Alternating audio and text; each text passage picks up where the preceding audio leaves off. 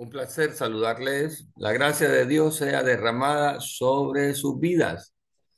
Estamos en la clase Crecimiento Espiritual. Este es el tema de, de nuestra reunión, Crecimiento Espiritual, dentro del marco del diplomado, el seminario en teología. Estamos viendo el material Crecimiento Espiritual.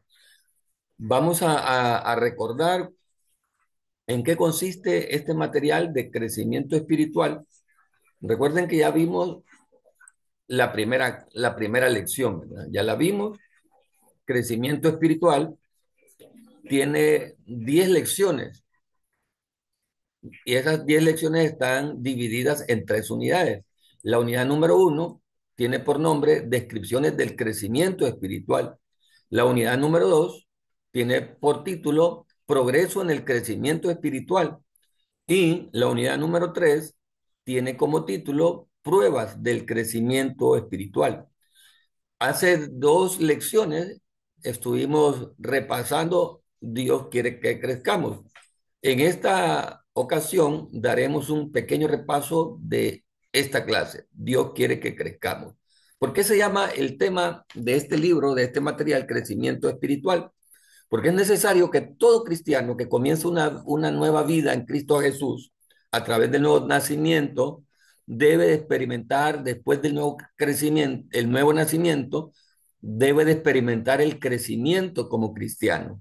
Nadie nace de nuevo como hijo de Dios y se queda estancado. Lo que Dios desea es que nosotros que crezcamos. Y de hecho por eso se llama la primera lección, Dios quiere que crezcamos. Usted ya tiene en su poder este material, este libro. Le animo a que lo lea, le animo a que lo repase, a que pase tiempo estudiándolo, leyéndolo. Este material es autodidacta.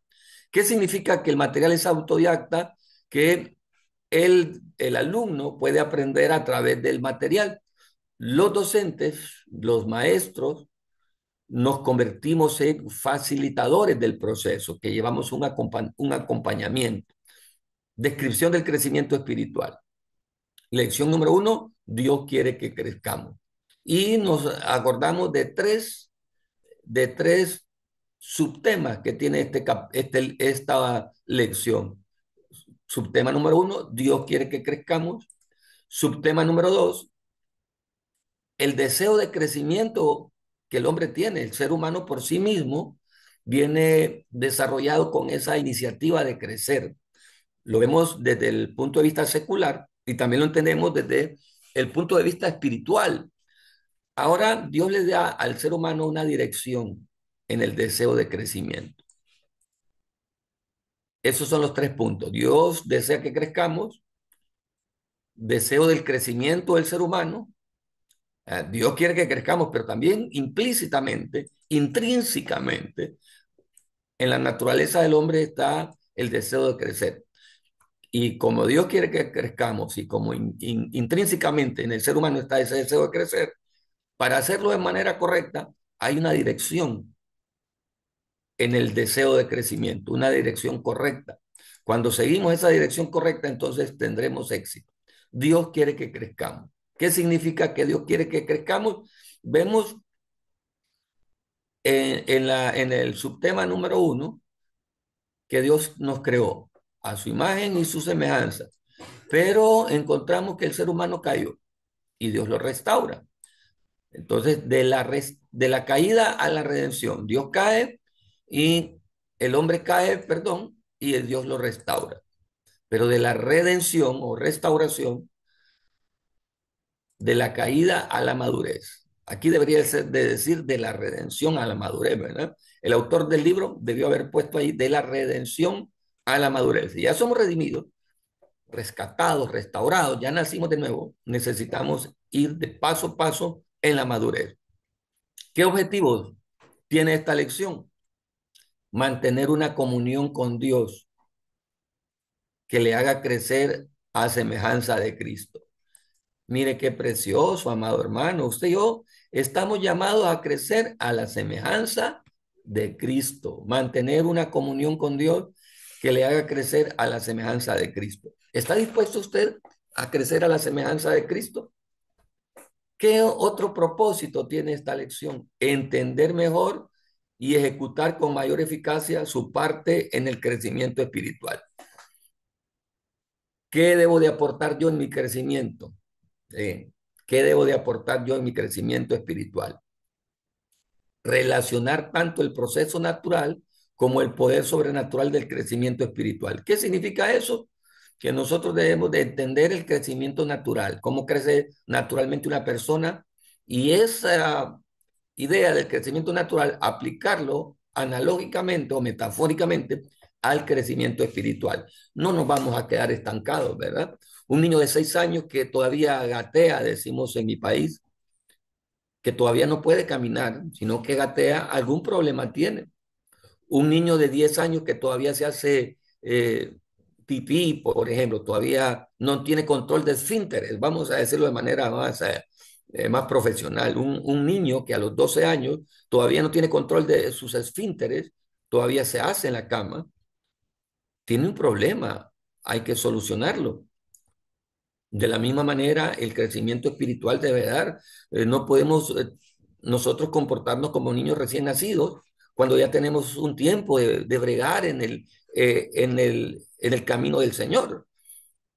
Dice la Biblia que ya no debemos ser niños fluctuantes, niños fluctuantes.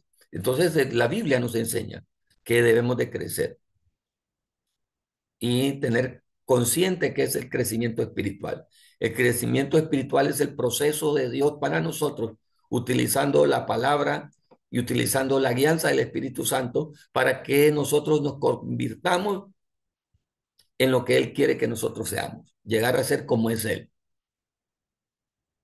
Nosotros debemos de alcanzar la medida de Cristo. Hay un nivel de crecimiento, hay una medida de crecimiento. Así que vamos a encontrar algunas palabras claves en esta clase. La palabra comunión, comunión con Dios y comunión con nuestros semejantes. Hay que crecer, no hay que quedar estancados, ¿verdad? Crecer, crecimiento, destino. Cuando nosotros maduramos espiritualmente, crecemos, entendemos nuestro destino, el destino de Dios para nosotros. ¿Cuál es la dinámica de crecimiento? Hay una estatura, ¿verdad? ¿Cuál es la medida de la estatura? Conforme a Cristo. Y Dios nos va a evaluar nuestro crecimiento para que seamos perfectos. ¿Qué significa para Dios cuando nos dice que seamos perfectos? Que seamos íntegros, que seamos cabales. Dios quiere que crezcamos. Dios quiere que crezcamos en la creación. Voy a dejar de compartir y voy a poner en este momento una,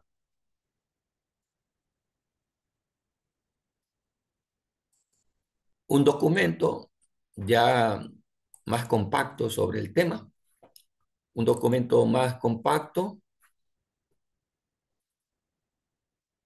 sobre el tema. Dios quiere que crezcamos. Y vamos a ver aquí, esto pues ahora es para ustedes, ¿verdad? Dios quiere que crezcamos. La mayoría de los padres y de las madres observan ansiosamente el crecimiento de sus hijos. Sí, ¿verdad? Señalan y comentan con orgullo cada nuevo signo. Vamos a ver el deseo de crecimiento de Dios en la creación. ¿Qué significa en la creación? Que Dios hizo a la raza humana a su imagen y a su semejanza. Dios hizo al ser humano para que el ser humano caminara conforme a su voluntad. Pero el ser humano se apartó. Dios le dio ordenanzas, Dios le dio leyes, Dios le dio reglas y el ser humano cayó. Dios hizo todo perfecto y puso al ser humano en un lugar perfecto y le dio ordenanzas, y también le dio privilegios, le dio responsabilidades y privilegios. En sus responsabilidades, el ser humano falló, le falló a Dios. Y vino una maldición para la raza humana. Pero entendemos algo muy importante. Dios tenía un plan de redención cuando el ser humano cayó. ¿En qué consistía ese plan de redención? En Génesis 3:15 encontramos. ese plan de redención. En la caída del ser humano, al fallar a Dios, la primera pareja fue separada. La palabra separada significa muerte de la comunión con su creador y la maldición del pecado, con las consecuencias que la muerte recayó sobre ellos. ¿Qué consecuencias tuvo la serpiente? Vamos a ver, si usted pudiera escribir las consecuencias de la serpiente, las consecuencias de la mujer, las consecuencias del hombre. Entraron en maldición, separados de Dios.